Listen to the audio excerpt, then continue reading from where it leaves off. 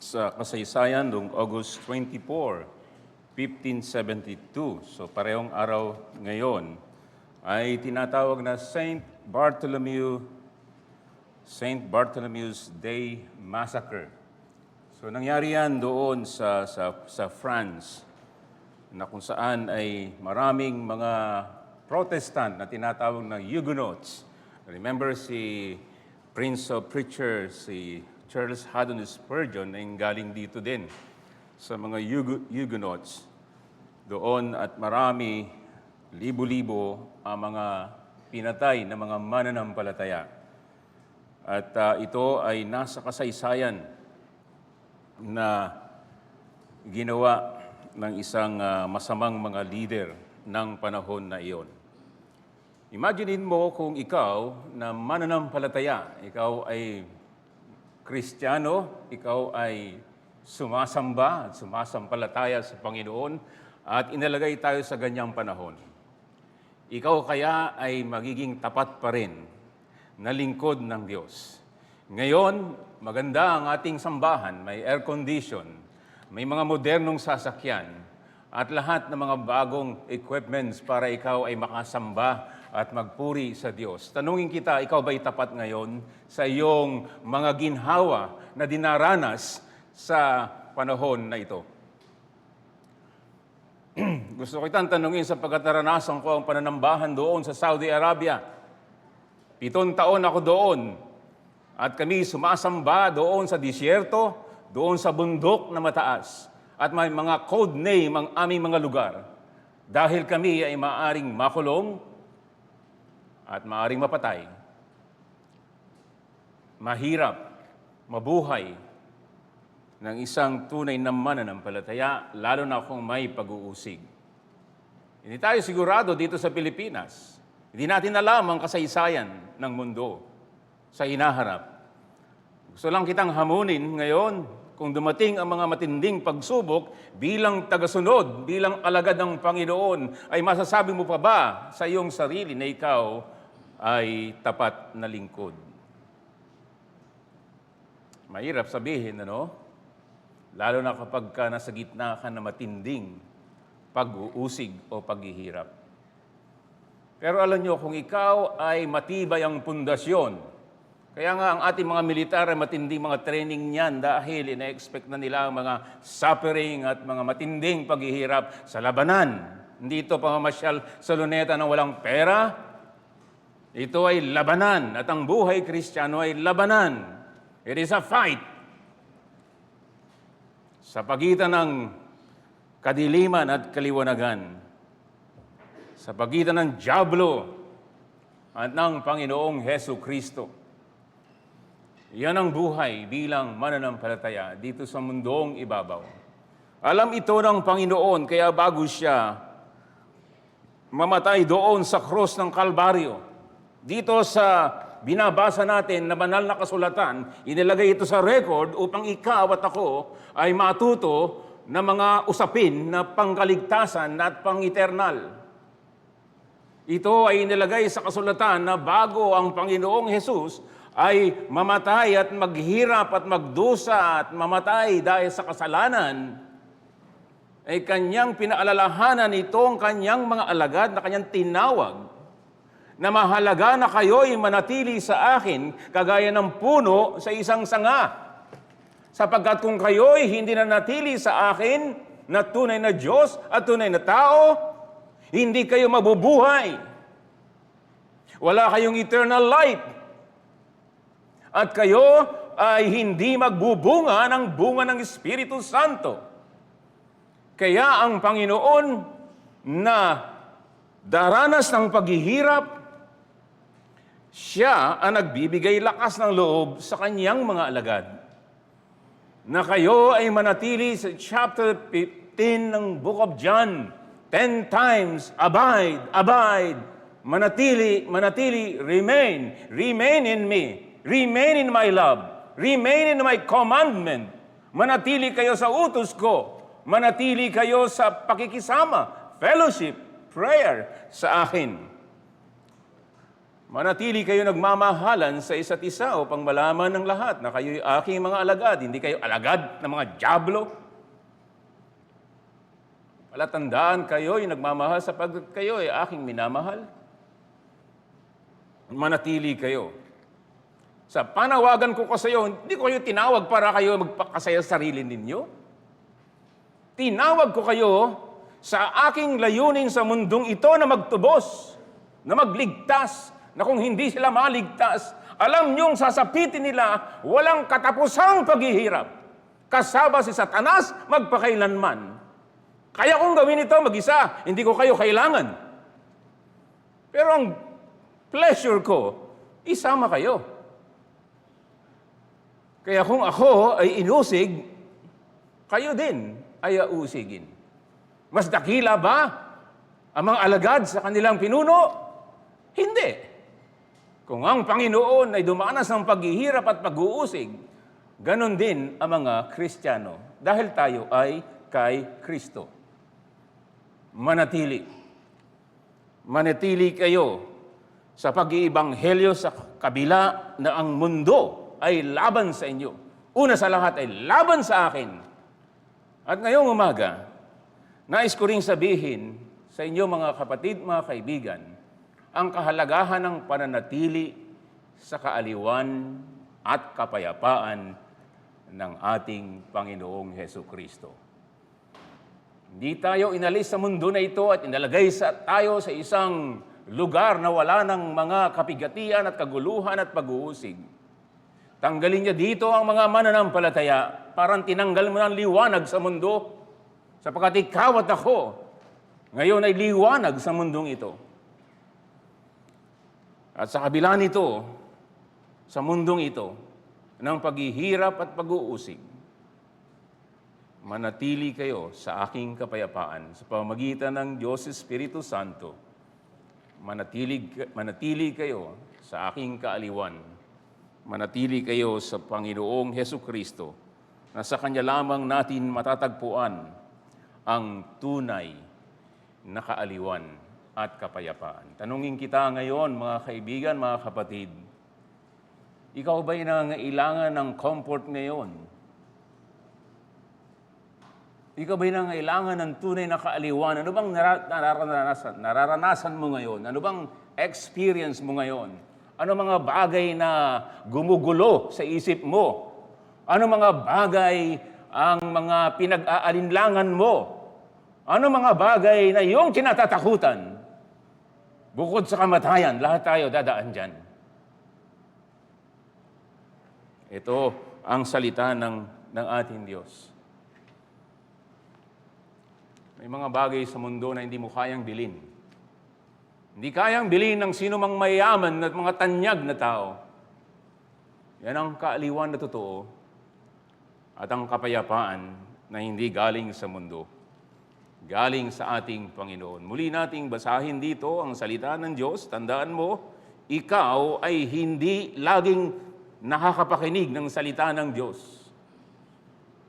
Huwag mong i-expect mga bata na lagi kang bata at ikaw kabataan na lagi kang abala sa mga iyong pinagkakabalahang kabataan.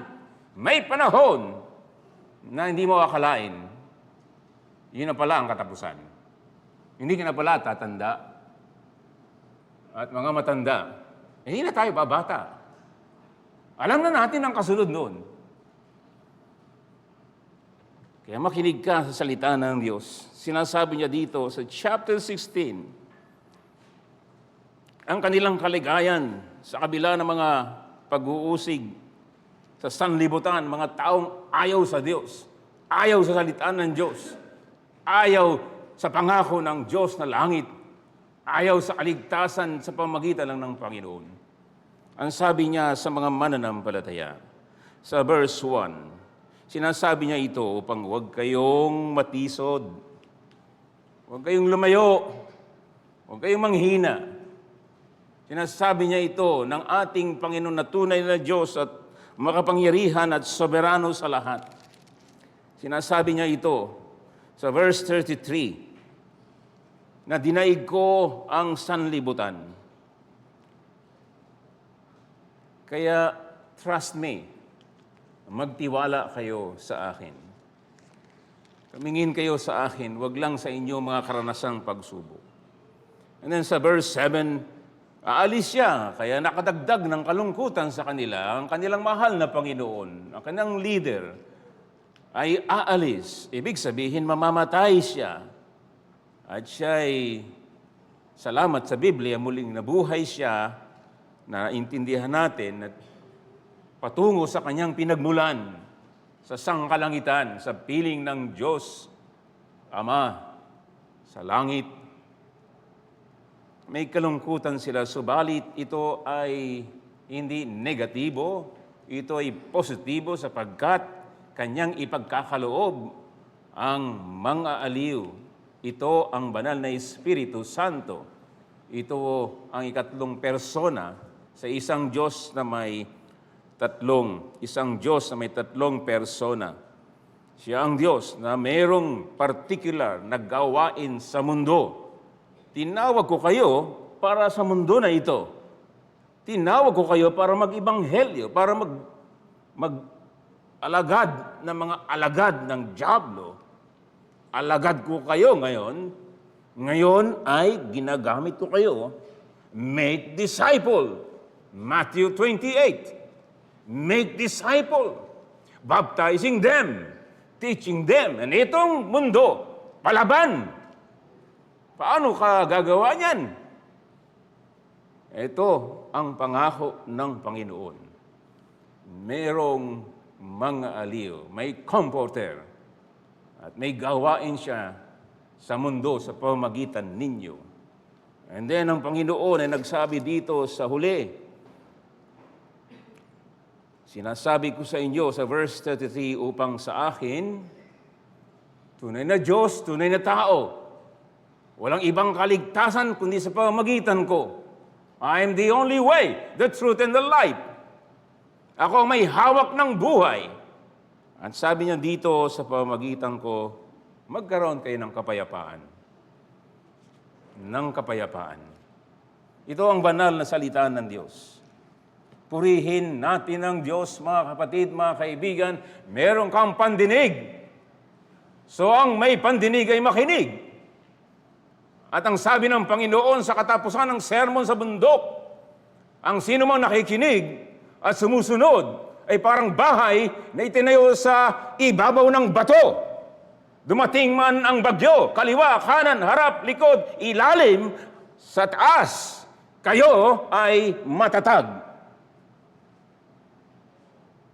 Pero kung kayo nakikinig lamang at hindi sumusunod, para ang bahay na itinayo sa buhanginan, parehong bagyo ang dumating, kaliwat, kanan, harap, likod, ilalim, at itaas. At kayo ay babagsak at mawawasak. Makinig kang mabuti.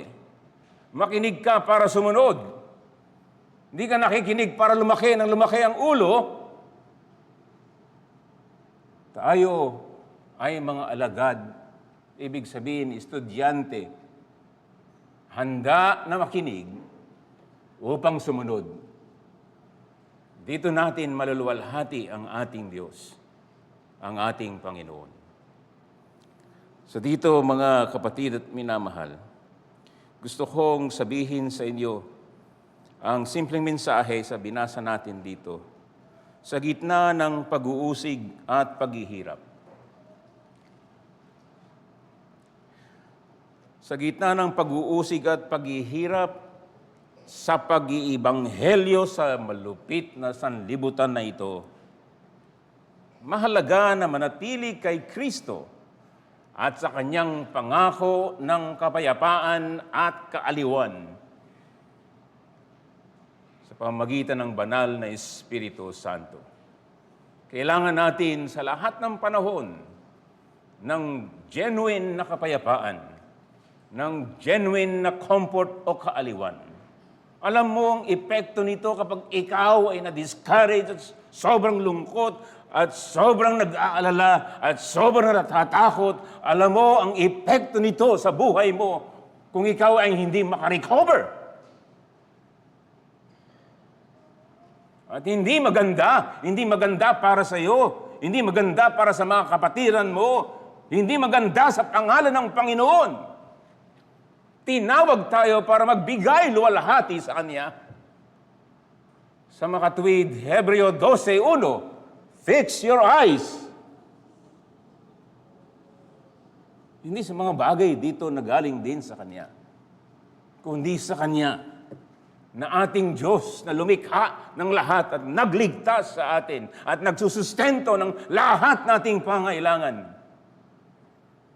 At siyang tutulong sa atin upang gampanan ang panawagan ng pag-iibanghelyo sa sanlibutan na kung saan doon din kayo nagmula. At ako'y namatay upang kayo'y matubos at maligtas sa sanlibutan na rebelde sa Diyos. Mga kabataan, mga tao, kasama kayo nasa online. Kung kayo ay wala kay Kristo, kayo'y taga-sanlibutan at mananatili kayo sa sanlibutan at kayo'y ilalayo sa Panginoon at sasabihin niya sa pagharap niya sa inyo, lumayo kayo sa akin, hindi ko kayo kilala. Ayaw mong marinig yan, di ba? Kahit ngayon. Pero yan ang maririnig mo. Kaya kami ay nakikiusap sa inyo. Magbalik loob kayo sa Diyos. Isipin niyo ang paghihirap ng ating Panginoon. At nais niya talaga, marinig natin ang salita, welcome, good and faithful servant. Walang iba. Faithful, matapat na lingkod. I-prove mo ngayon, kahit sa gitna ng pagsubok at mga paghihirap. Sapagkat may pangako ang ating Diyos, hindi siya nagsisinungaling. Laging totoo ang kanyang sinasabi. Walang iwanan. Yan ang sinabi niya sa katapusan ng Mateo 28:20. Hindi ko kayo iwanan, hindi ko kayo pabayaan. Sa unang mga alagad, mabigat ito sa kanila na ang Panginoon ay mamamatay, iiwan sila at babalik sa langit. Subalit ang pangako ng Panginoon ay hindi sila magiging pulubi, kundi meron silang kasama sa buhay na ito. Dalawang bagay, 1-15 ng chapter 16, yung kaaliwan ng Diyos Espiritu Santo. Yan ang pangako niya, yan ang inaalok niya sa atin. At ang ikalawa, 1 verse lang, verse 33. May kapayapaan, peace, shalom, na inaalok ng Panginoon at sa inyo na mga alagad. Sa inyo na ito, shalom! Kaya tatagan ninyo ang inyong mga sarili sa mundong ito, sa gitna ng pagsubok. Huwag kayong bumigay. Huwag kayong matisod. Huwag kayong panghinaan ng loob. Sapagat ako'y nagtagumpay. So ito ang salita ng ating Panginoon. At ating i-summarize itong salita ng ating Panginoon at sinasabi niya muli sa kanyang banal na salita. Ating bulay-bulayan dito. Sinabi ng Panginoon na sa kanyang unang mga alagad, darating ang oras sa verse 2, palalayasin kayo sa sinagoga, sentro ito ng pananambahan ng mga Hudyo, sentro ng kanyang buhay. Pero dahil sa pagsunod sa Panginoon, darana sila ng ganitong pagsubok na kung saan sila ay palalayasin, verse 2. At sa kanilang ginagawa, inaakala nila na sila'y sumasamba at naglilingkod sa Diyos. At sinabi niya sa verse 2, naghahandog siya sa paglilingkod sa Diyos. Ganon katindi ang kasamaan ng tao. Ganon katindi ang depravity ng tao na akala niya ang kanyang ginagawa ay nakalulugod sa kabanal-banalang Diyos. Ngunit sa katotohanan ay kinamumuhian ng Diyos. Kaya binibigyan niya dito ng babala ang kanyang mga alagad sa kanilang daranasin upang sila ay tumingin sa kanilang pagmumulan ng kalakasan ng loob. Hindi nagkulang ang Panginoon sa pagpapaalala sa kanyang mga alagad at hindi nagkulang ang Panginoon sapagkat kompleto ng Biblia. Kaya mahalaga sa atin linggo-linggo ay narito upang tayo'y paalalahanan sa labanan sa mundong ito so that pagdating ng pagsubok sa bahay, sa trabaho, sa lipunan, hindi ka parang nangangapa sa dilim na parang hindi ka tinuruan. O siguro dahil kung ikaw ay madalas wala sa simbahan o hindi nagbubulay-bulay sa salita, mananatili kang ignorante. Hindi ganyan ang alagad. Pag sinabing alagad, pag sinabing Kristiyano, siya'y estudyante. Tuloy-tuloy na estudyante. Walang graduation estudyante hanggang katapusan sa salita ng ating Panginoon. So that pagdating ng mga challenges at mga pagsubok sa buhay, hindi tayo lubos na bumibigay sa kalungkutan at kapighatian. Ang sinabi sa verse 6 na ito na puno ng lungkot ang kanilang mga puso. At nangyayari ito kahit sa mananampalataya, kahit sa mga Reformed Baptist na nakakaintindi na ang Diyos ay soberano sa lahat. Pagdating ng pagsubok sa buhay, pag hindi niya may apply ang salita ng Diyos, kapag nalimutan niya ang salita ng Panginoon, babagsak. Panghihinaan ng loob. May kausap ba ako ngayon dito? Ay, mga kapatid, naikinig ba kayo? May kausap ba akong ganyan ngayon dito? Pwede kang magpanggap na okay ka lang. Pero sa kaloob-looban mo, baka ikaw ay lubos na nangihina at nalulungkot. Kaya ito ang ating Panginoon. Hindi lang siya nangungusap sa unang mananampalataya. Nangungusap siya sa iyo at sa akin. At sa kanyang pangungusap sa atin, sinasabi niya, anumang probidensya, anumang pagsubok ay hindi lingid dito sa kaalaman ng ating soberanong Diyos. Ang kanyang kamatayan, ang kanyang muling pagkabuhay, ang kanyang muling pagbabalik sa piling ng Ama na nasa langit upang siya'y magpatuloy maging tagapamagitan.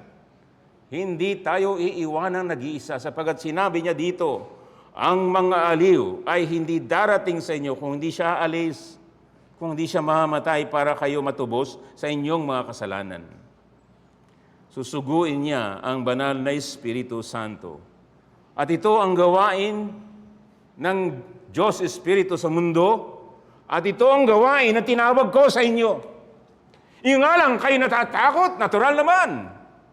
At kayo nangangamba.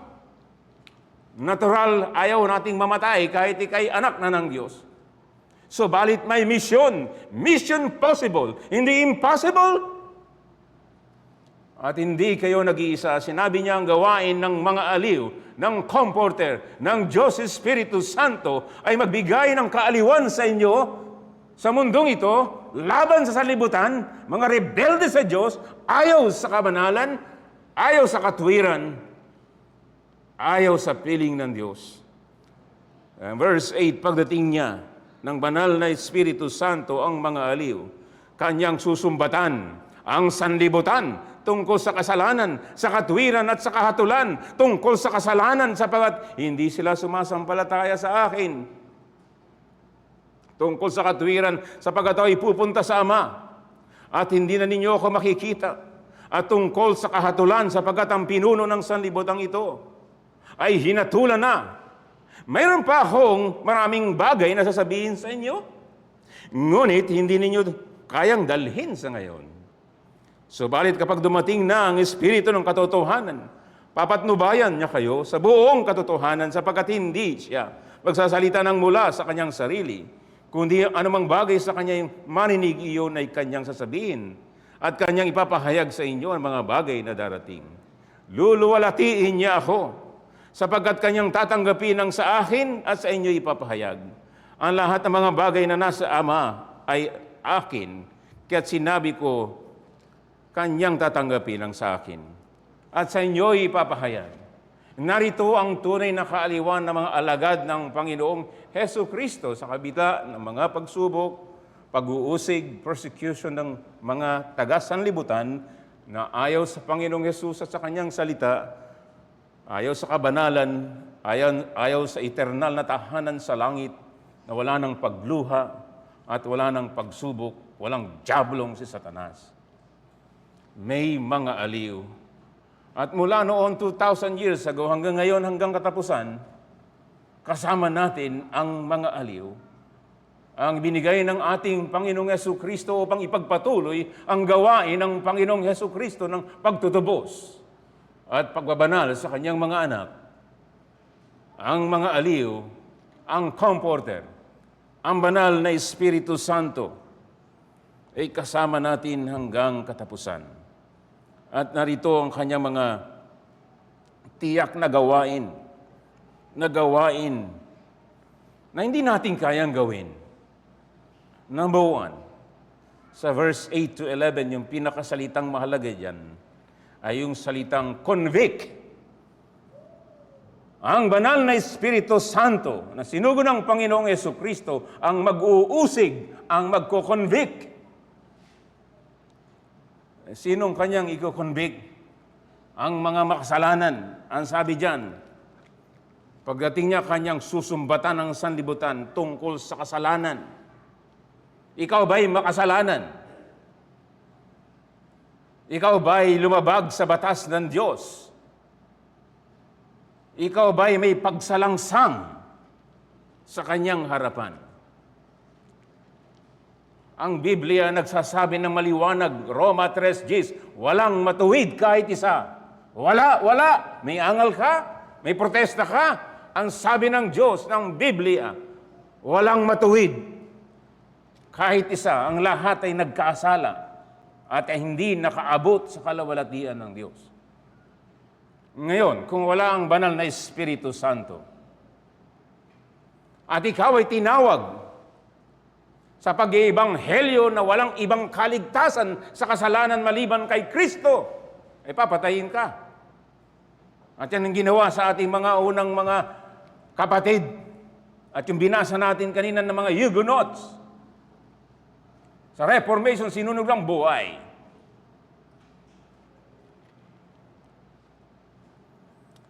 Alam ng Panginoon, hindi natin kaya. Kaya siya ay kasama natin siya ang magko-convict sa mga tao. Sumunod ka lang. Sinabi ni Pablo kay Timoteo, 2 Timoteo 4, preach the word in season or out of season. Ipangaral mong salita, napapanahon man o hindi. Sapagkat darating ang araw, ayaw ng mga tao ng salitang totoo. Yung mga nakakiliti lang sa kanilang mga tainga. Saan man may panahon o pagkakataon, ipangaral mo ang salita ng Diyos. Ang conviction, hindi mo trabaho yan. Ang panunumbat, gawain yan ng Diyos Espiritu Santo. At sa atin dito, sa amin dito, na linggo-linggo nangangaral. Hindi ito nadadala sa boses na malakas kagaya ko. O kahit mahina ang boses. Kahit mabait ang pangangaral. Kahit malakas ang pangangaral. O wala ito sa aming kapangyarihan. Susunod tayo sa ating Panginoon. Subalit, ang kakayahan na sila ay masumbatan, ma-convict, yan ay Diyos Espiritu Santo. Kaya sa tuwing kayo nakikinig sa pangaral, sa tuwing may pagkakataon na inyong naririnig, huwag niyong tingnan lamang ang nasa harapan na baka hindi niyo gusto ang kanyang personalidad. Kung tapat niyang binasa sa inyo ang salita, at ang Diyos Espiritu Santo ang paraan niya'y salita, at tinutugis ka sa konsensya mo sa iyong kasalanan, gawa yan ng Diyos Espiritu Santo. Wala sa amin ang credit niyan. Nasa Kanya. Ang Diyos Espiritu nagsasalita sa iyo. Tandaan mo kapag nireject mo yang salita, sinong nireject mo? Hindi lang kami. Nire-reject mo ang Panginoong Hesukristo. Ang Diyos Ama na nagsugo sa Panginoong Hesukristo, ang Diyos Espiritu Santo na nagko-convict. So ang banal na Espiritu Santo para siyang prosecutor attorney. Hindi yung kagaya ng mga prosecutor sa atin na parang circus lamang. Ito talaga'y salita ng Diyos. Malinaw na nilabag mo ang 10 utos ng Diyos. At specific na yung na ginawa sa buhay mo. Kagaya halimbawa ni David na hari, na isang ordinaryong tao, pinayaman ng Diyos, ginamit ng Diyos, itinaas ng Diyos bilang hari. Ano pa ang gusto niya? Bakit siya bumagsak sa kasalanan ng imoralidad? Hindi niya naman asawa, bakit niya kinuha? At pinapatay niya pa ang asawa ni Bathsheba. Akala niya walang nakakaalam, nakikita ng Diyos. Kaya sinugo niya si Propeta Nathan. At sila'y nagtinginan mata sa mata. At sinabi dito sa 2 Samuel 12:7, "You are the man." Hindi tayo makakatago sa ating mga kasalanan, mga kapatid. Lihim man o lantad. Sapagkat ang Espiritu Santo nagkukumbik sa atin.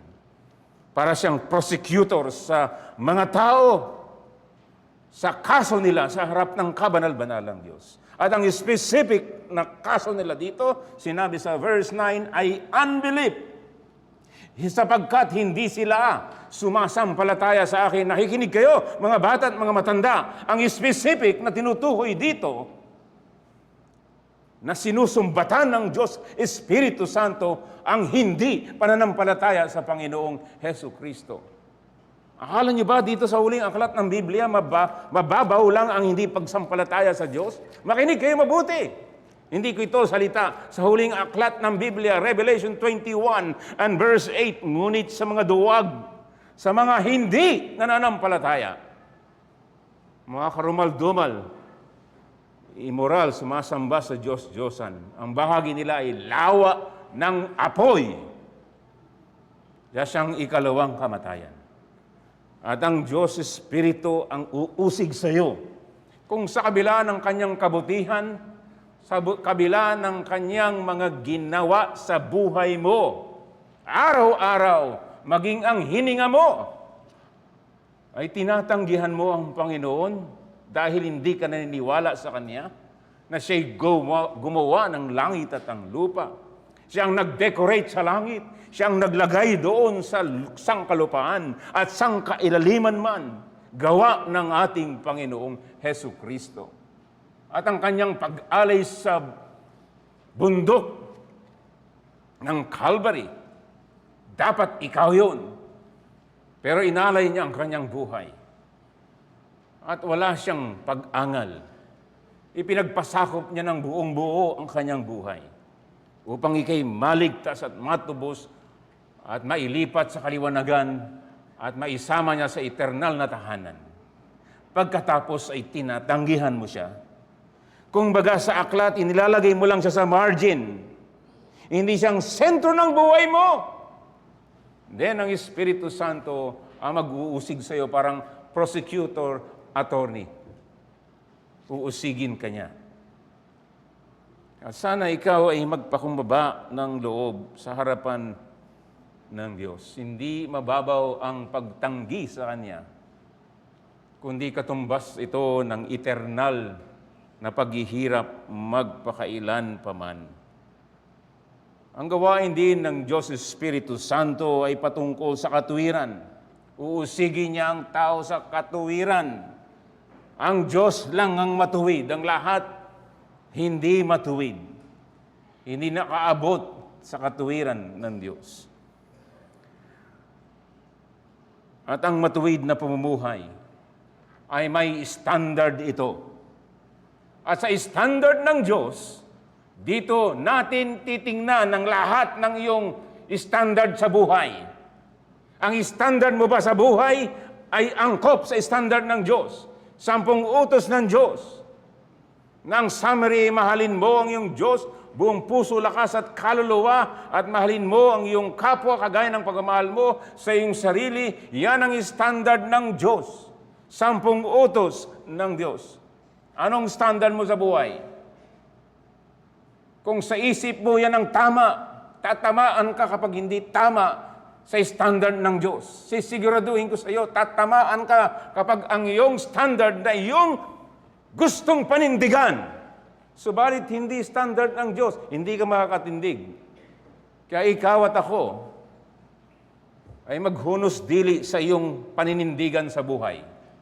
Tingnan nating mabuti ang ating bang standard ay angkop sa standard ng Diyos. Ang banal na utos niya. Kung hindi, uusigin ka ng Diyos Espiritu Santo, ito nilabag mo, ito nilabag mo, ito nilabag mo, ang kabayaran ng kasalanan ay kamatayan. Yan ang gawain ng Diyos Espiritu Santo.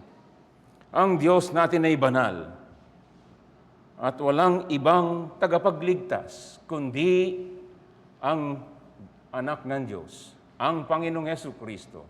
Ang gawain ng banal na Espiritu Santo ay ipakilala sa atin na walang ibang kaligtasan maliban sa ating Panginoong Hesukristo.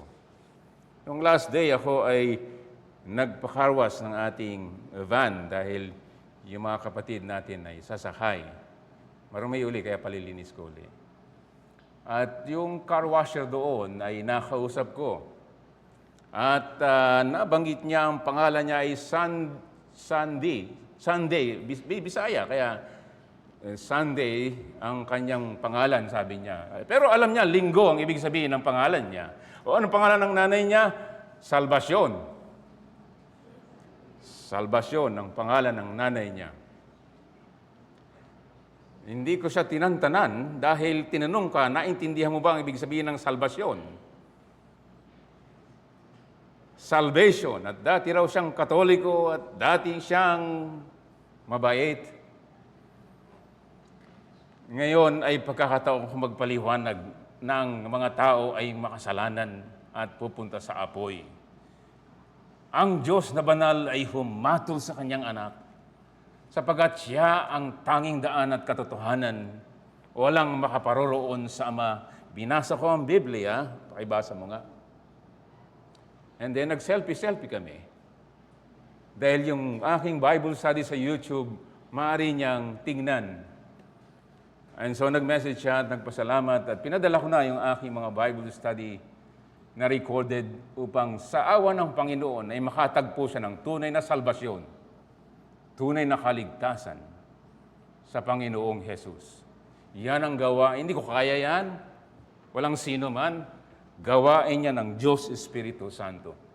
Na siya, si Sunday, ay tunay na sumamba sa araw ng Sunday at siya'y maligtas sa biyaya ng Diyos. Ngayon ikaw, Sunday after Sunday, baka nandito ka. Ligtas ka na ba? Ang dalangin namin, ang Diyos Espiritu Santong umusig sa iyong konsensya at talaga ikaw ay makatagpo ng salvasyon, ng kaligtasan sa Panginoong Hesukristo lamang. Mga kapatid, mga social worker, kayong panghinaan ng loob, wala kayong kapangyarihan na baguhin ng mga magagandang bata na yan? At siyempre sa amin din ng mga pastor, hindi naman lahat ng mga miyembro ay mababait talaga sa amin. Ang Panginoon lang ang may kapangyarihan na kayo ay talagang mabuhay na nakalulugod sa Panginoon. Kami ay magpapatuloy sa biyaya ng Diyos na mangusap sa inyo na ito ang salita ng ating Panginoon. At patuloy naman ang nalangin na lahat tayo ay kanyang pakabanalin at baguhin at maging tapat hanggang sa wakas. Ano pang gawain ng Diyos Espiritu Santo? Sinabi diyan, ang Espiritu ay nagbibigay babala sa darating na paghahatol. Hebreo 9:27, it is appointed unto man to die once. And after this, judgment. Hapon ay nandun ako sa San Mateo, doon sa aking kinalakihan na lugar. At dahil yung bayaw ng aking kapatid ay biglang pumanaw sa edad na hindi inaasahan, 52 lamang, malaking katawan, malaking tao, pero siya ay biglang pumanaw. Ako ay hinilingan ng aking kapatid na mangaral ng salita ng Diyos sa kanyang mga kamag-anakan at yun ay maraming tao doon sa kalsada. At ako ay nagpunta doon upang ipangaral ang tanging daan ng kaligtasan. At the same time, bagamat mahirap sa aking mga kanalakihan at mga kababayan doon, kailangan kong maging matapat na lingkod ng Diyos na magbigay ng babala na may takdang araw ng paghahatol. Wala akong kapangyarihan na sila'y manginig sa takot sa Diyos. Yan ay gawain ng Diyos Espiritu Santo. At ganun din sa inyo dito. Linggo-linggo naririnig niyo ang babala, ang warning na may darating na paghahatol. May judgment day. Alam niyo, sa parehong araw na ito, I think noong 79 AD, yung sumabog, yung Mount Vesuvius ba yun? Sa Italy ba yun? Ng mga tao, mga Roman citizen, mga mayayaman, mga matatalino, mga magagaling, biglang sumabog ang bulkan. Kung anong posisyon nila, kung anong ginagawa nila, doon sila naabo ng kumukulong apoy. Hindi hinakahanda, hindi inaasahan. At yan din naman ang sinabi ng Panginoon sa kanyang pagbabalik. Ang panahon ng pagbabalik ng Panginoon ay kagaya kay Noe. Ang mga tayo abala sa mga gawain hanggang dumating ang malakas na ulan sa langit, sa ilalim ng lupa at walang tigil hanggang sa pinakamataas na bundok. Ang lahat ay nalunod at namatay, maliban sa nakasakay sa arko o sa barko. Siyang picture ng Panginoong Hesus Kristo. Abala, walang panahon hanggang dumating ang paghahatol. Are you ready to face God and be judged? So ito po ang kaaliwan natin, mga kapatid. Niligtas na tayo dito, mga kapatid. Dumaan man tayo ng pagsubok o kahirapan o depression o whatever na ialaw niya sa buhay natin, iniligtas na tayo ng Panginoon, Yesu Kristo.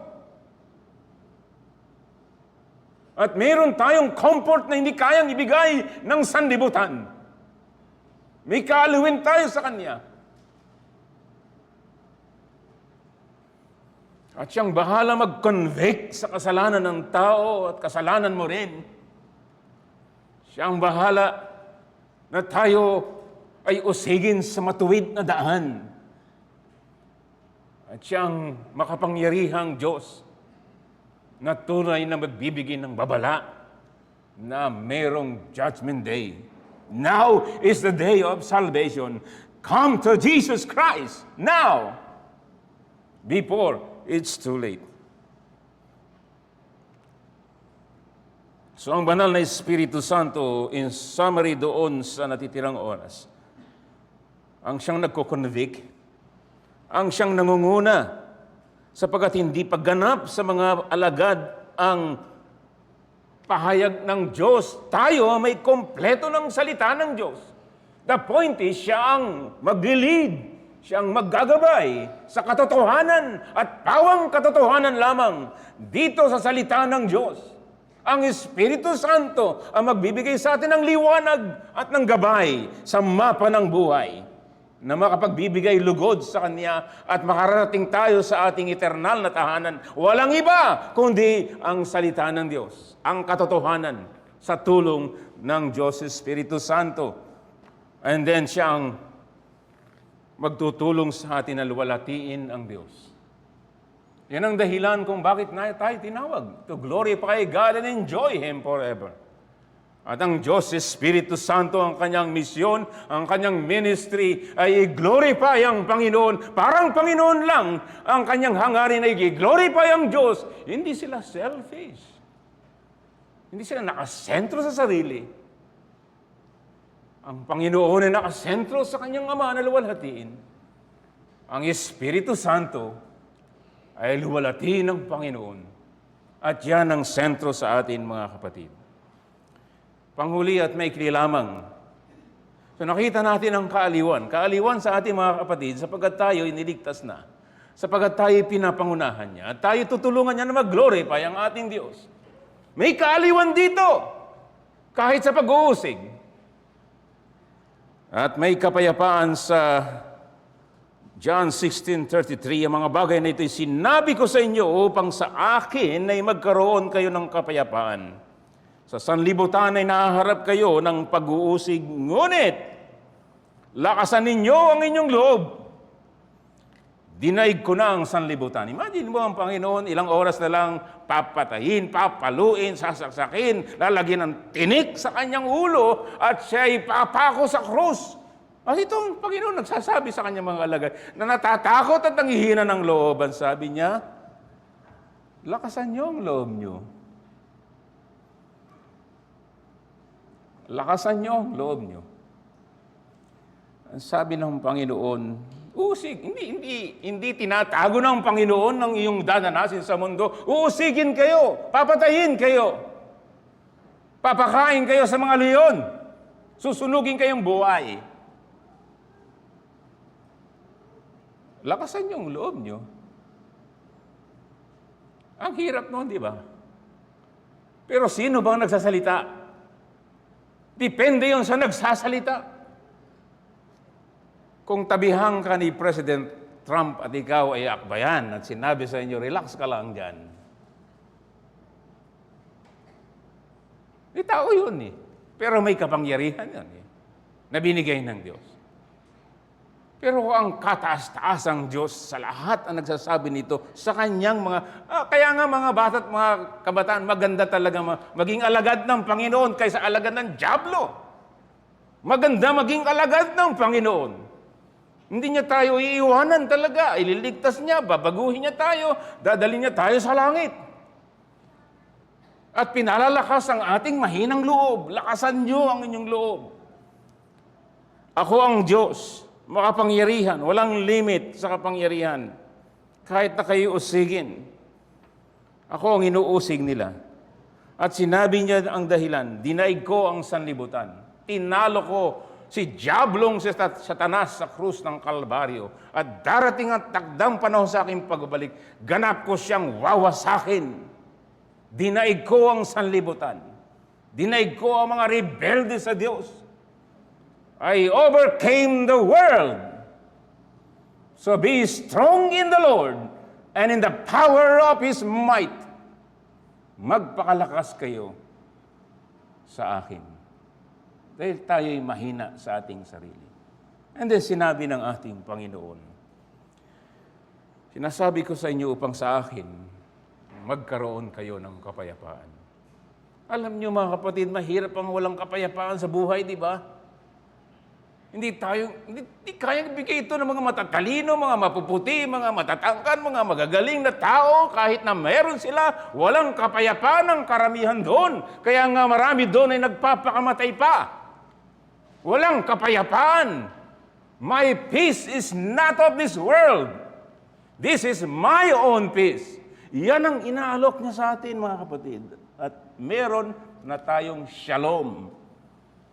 Ibig sabihin, inilalagay niya sa tama ang buhay natin. Yun ang shalom. Na tayo ay pinatawad at anak na ng Diyos at itinuwid na patuloy na itinutuwid. Shalom! At ang direksyon natin ay patungo sa Kanya. Shalom! At kung wala kay Kristo, walang shalom. Walang tunay na kapayapaan. Hindi kayang ibigay ng mundo peace, peace, peace, no peace sa mga masama. So sa aking pagtatapos, mga minamahal na kapatid,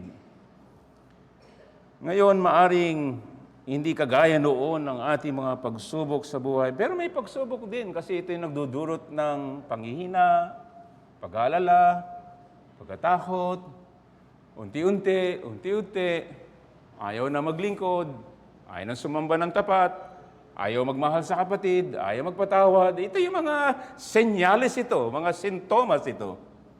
Kailangan nating palakasin ang ating sarili sa pangako ng ating Panginoon. May kaaliwan, may comfort sa Kanya. Kahit ngayon. At may kapayapaan. Tunay na kapayapaan. Purihin natin ang ating Diyos. Ibigay natin ang lahat ng papuri sa Kanya. Magpatuloy tayo mga kapatid. Manatili tayo sa Kanya. Tayo ang mga sanga, siya ang puno. Kung tayo nasa Kanya, may buhay at may bunga.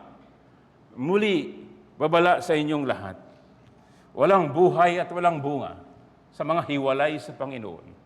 Ayaw manatili sa kanyang pag-ibig, sa kanyang utos, sa pakikisama sa kanyang mga iniligtas. Ayaw manatili sa pagpapahayag at patutuo ng Ebanghelyo. Walang kaaliwan at walang kapayapaan. Nais niya ng tunay na kaaliwan. Ito'y libre. Nais niyang kapayapaan ay sumayo. Ito ay grace. Huwag mong tanggihan. Ngayon din, meron kang kaaliwan at kapayapaan sa ating Panginoon. Purihin siya. Purihin siya. Manalangin po tayo.